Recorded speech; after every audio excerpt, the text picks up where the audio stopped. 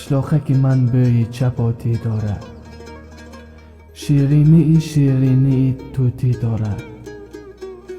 از چوب درختی بیگ در هر خانه، گوهره سبزی ملکوتی دارد. آن کوه که می نماید اندوه من است، آن ابر هوا خیال انبوه من است. بارون سریش که می برد بر وطنم، آن باد که می وزد در آن آه من است.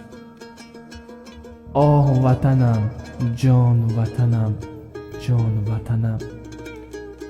در کوچه خاکی روانم همه شب، در توتی قطار صوفیانم همه شب. در حولی کودکیم از دانه عشق، من دانه توت می تکانم همه شب. آه وطنم، جان وطنم، جان وطنم. نانشته من تراشکی دیگی تو بود، گرمابه خشک من تگی ریگی تو بود. قشلاقک من خطت نویسم همه عمر، استاد خطم معلمی بیکی تو بود. آه وطنم، جان وطنم، جان وطنم.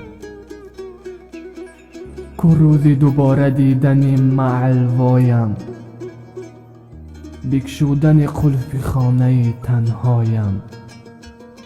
روزی که به دست مالکم تازه کنم، چون عینک چشم شیشه درهایم. آه وطنم، جان وطنم، جان وطنم.